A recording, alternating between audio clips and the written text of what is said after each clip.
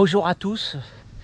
Alors je vous invite, comme j'avais pas d'idée, j'avais pas de texte à lire, je vous invite à m'accompagner dans une randonnée qui se situe sur la commune de Saint-Georges-du-Gautier. Ça s'appelle la randonnée du viaduc parce qu'il y a un viaduc.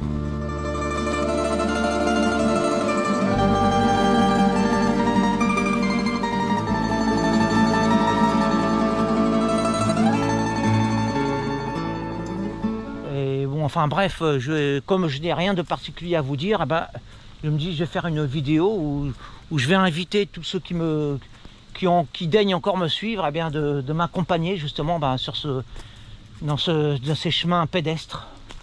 Voilà, puis je verrai au fur et à mesure si j'ai des choses particulières à vous dire. En général, j'ai rien de particulier à vous dire parce que le paysage parle à ma place. Je crois que le discours de la nature se suffit à lui-même. Bon, si je pourrais rajouter quelques réflexions, je vous en ferai part au fil du cheminement, au fil de la progression de cette randonnée. Alors c'est parti, là on est juste au début et théoriquement elle fait 7 km et demi et donc elle sera ponctuée de beaux paysages et je vous ferai partager les meilleurs moments de cette randonnée. Avant de commencer, petit détail rigolo qui traduit justement ma nature un petit peu fantasque. C'est que dans ma légendaire maladresse, ce matin, j'ai fait tomber par inadvertance, par maladresse, donc un objet en verre, et j'étais pieds nus et voilà, je me suis blessé le pied, donc cette randonnée, elle sera un petit peu boiteuse pour moi.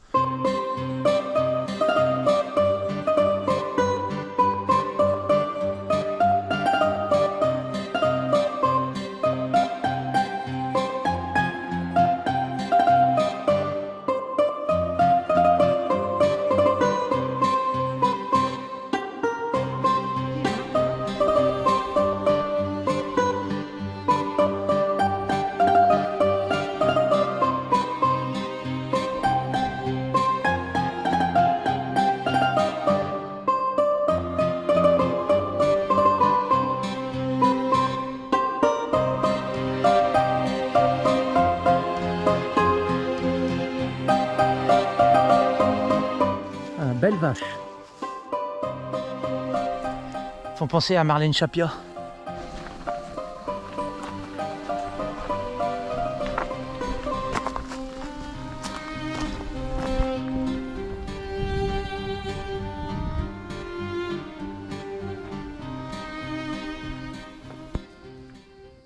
C'est, je sais pas, une orvée qui a été mangée en partie ou écrasée. Une orvée, oui, je crois, c'est ça. C'est pas une vipère. Ou alors une proie, je connais pas grand chose. Ou alors une petite vipère, je ne sais pas. Ah oui, on dit un orvée? Ah oui, peut-être, oui. Ouais. Alors il s'agissait d'un orvée, selon Isabelle, qui est rectificatrice.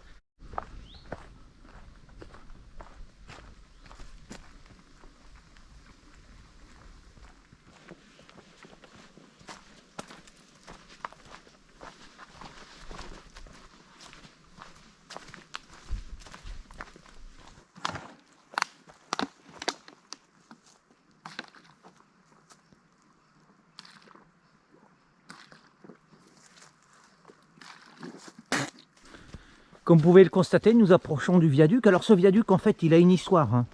Il y a une histoire qui est reliée très précisément là où nous sommes situés au Vieux-Mont. Voilà, c'est une histoire qui date de la guerre 40. Je vais vous la faire vraiment en résumé. C'est la ligne qui passait par devant chez nous au Mans et qui était détruite. Bon, c'est de l'histoire locale, mais ça fait quand même partie de la grande histoire. Puisque ce sont les Boches qui ont fait sauter au départ du Mans, le pont qui justement, le pont qui menait les wagons jusqu'ici.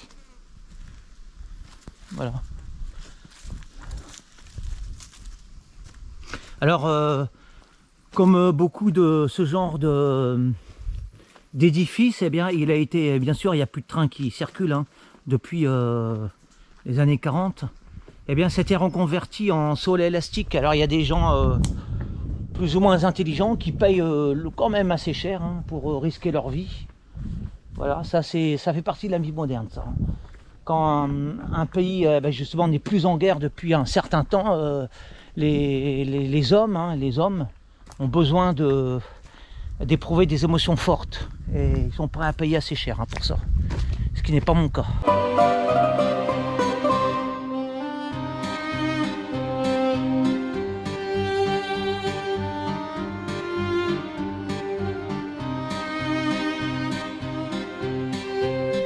Bon alors pour vous spécialement, parce que c'était pas, en fait c'est pas dans le parcours, je vais escalader le viaduc.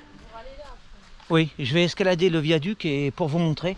Alors moi ça fait plusieurs années quand même que je n'y suis pas allé, parce que normalement on devrait passer à côté, mais je vais faire un petit détour pour vous offrir une vue panoramique du paysage. Voilà. Donc c'est parti, on y va, on va aller escalader le viaduc.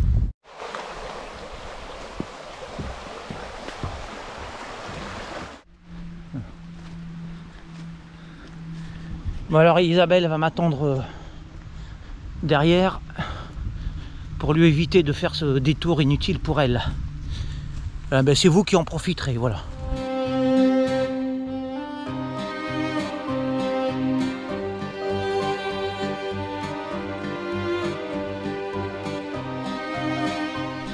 Bon alors là il faut que je cherche l'entrée, elle est là, ça y est, c'est bon.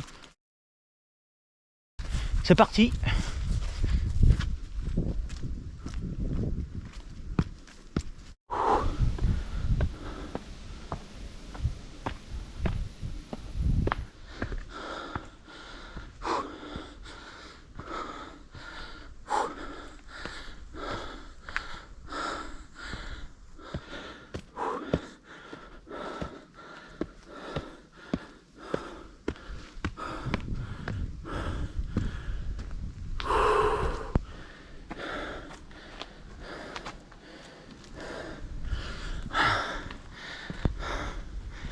Un peu de publicité.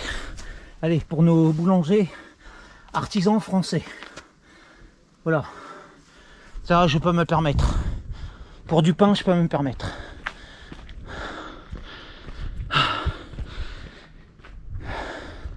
Alors j'ai beau avoir quand même une activité sportive régulièrement, pour escalader ça, c'est quand même...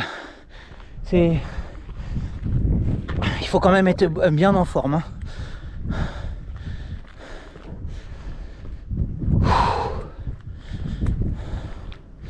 Bon ben voilà, alors que vous présentez de plus que le vide, je n'ai rien d'autre à vous montrer que voilà, que cet immense espace qui est vu donc en hauteur. Alors là, c'est l'échafaud hein, pour les candidats au saut ultime. Ah, c'est impressionnant quand même. Hein. On a beau critiquer les gens qui payent pour sauter, il faut quand même il faut avoir du cran quand même, je le reconnais. Cran que je n'aurais pas personnellement. Hein. Même gratuitement, même si on m'offrait ce saut gratuitement, j'hésiterais beaucoup, même totalement même.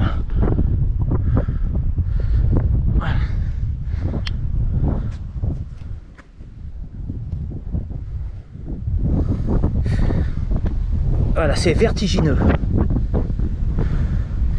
Voilà, il faut vraiment, quand même, il faut être sacrément motivé. Hein. Il faut vraiment être très motivé pour se jeter dans le vide là, avec un élastique. Alors faire attention que je ne perds pas ma caméra parce que ça serait pas la première fois que, vu ma maladresse, hein, que je me sépare involontairement de matériel onéreux. Voilà, bon bah alors la visite est faite. Nous allons redescendre et puis nous allons continuer notre randonnée. Là encore, je vais vous apprendre une chose extraordinaire, c'est que on a déjà vu une vache sauter là du viaduc. C'était Marlène Chapia. Alors nos parents ont déjà connu ça. Hein. Nous, notre génération de cinquantenaires, non, mais nos parents, oui. Voilà, comme vous voyez, il s'agit d'un lavoir. Voilà, au temps où les machines à laver électriques n'existaient pas encore, eh bien, la méthode naturelle, écologique, hein, en fait, hein, la méthode bio, eh bien, c'était de laver son linge sans produits dangereux donc pour les rivières, eh bien, de le laver dans la rivière. Et ça, c'est, on n'a pas fait mieux en fait. Hein. On n'a pas fait mieux depuis cet exemple traditionnel. On a fait pire. Alors nos aïeux n'étaient pas si bêtes et ils savaient tirer profit des éléments naturels et tout en les respectant. Hein. Ils respectaient les rivières, ils se respectaient eux-mêmes, hein, c'est-à-dire qu'ils ne surconsommaient pas. Et bon, enfin bref, c'est le discours habituel que vous connaissez. Et ben ça, c'est un rebut, hein, disons un témoignage de ce vieux monde-là, de ce monde tant regretté par beaucoup hein, de bobos parisiens, mais lesquels ne seraient pas capables quand même d'adopter ces mœurs-là. Parce que ça demandait quand même un certain confort, certains sacrifices. Mais comme disait Lanza Levasto, on n'a rien sans rien. Hein, si vous voulez donner corps à vos rêves, eh ben, il faut savoir aussi faire des sacrifices. Hein. Bon, on continue la randonnée.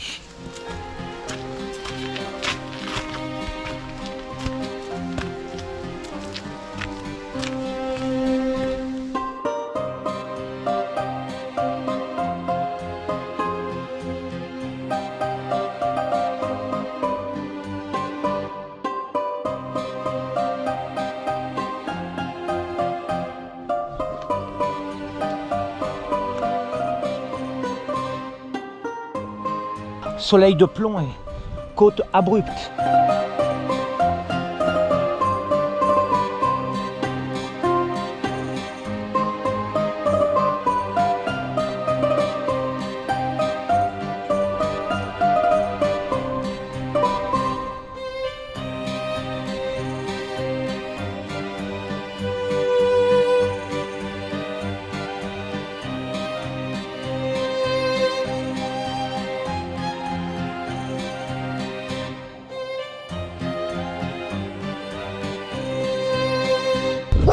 Je ne vous ai pas précisé que en fait là nous sommes dans les hauteurs du département, ce qu'on appelle les Alpes Mancelles.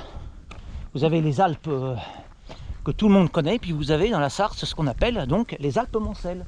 Ce sont on pourrait dire des mini-Alpes.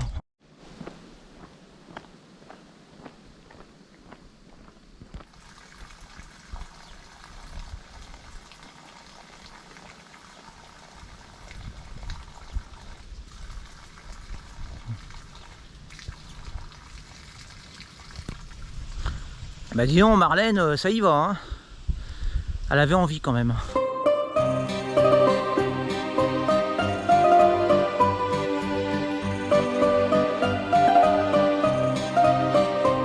Ah ça, ce sont des moutons non masqués.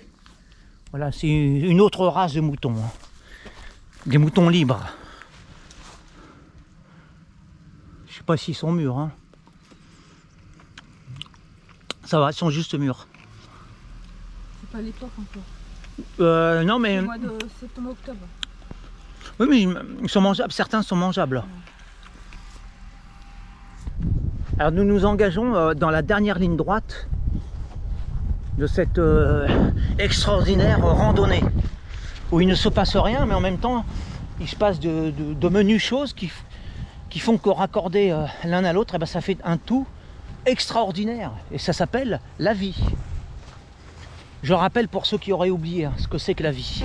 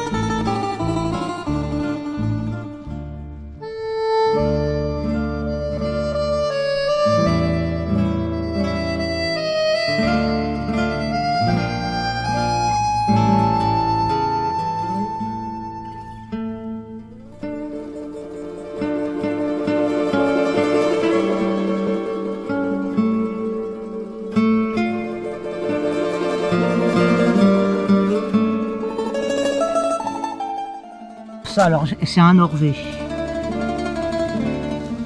Attention, hein. Je vais pas piquer quand même, on sait jamais. Là. Ça pique pas un Norvé. Non, mais c'est qui dit que c'est un Norvège.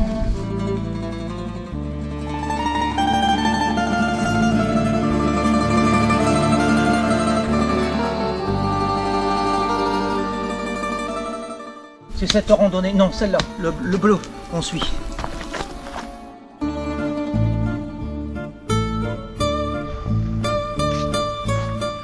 Là nous arrivons en fin de parcours et Isabelle a conclu cette randonnée en disant bah c'est banal ce qu'on a fait. Alors moi je lui rétorque, oui ça pourrait paraître banal, mais qu'est-ce qui fait justement l'intérêt de la vie? C'est l'addition de 1000 banalités, voilà, qui font à l'arrivée eh bien un trésor qui s'appelle la vie, la joie, hein, la lumière, etc. quoi, voilà. En fait rien n'est banal en fait quand on y réfléchit dans la vie. Ah, ça c'est le fil électrique. Alors Isabelle vient de me poser la question parce qu'elle n'y connaît pas grand chose. Elle dit si je mets le doigt là, je m'électrifie. Si t'as dit ça. Oui, une décharge, oui, t'as dit est-ce que je m'électrifie? Je lui ai dit bien entendu. Belle souche. Je vais conclure cette randonnée. Alors, vous savez que moi j'aime la sincérité. Alors, ne vous croyez pas obligé de liker. Hein, si ça vous déplaît, hein, dites-le moi si ça vous déplaît. Si vous trouvez ça banal, comme disait Isabelle, ou si vous trouvez que c'est agréable. Alors, faites-le moi savoir. Mais ne soyez pas hypocrite. Dislikez si vous avez envie de disliker. Sinon, ça n'a aucune valeur.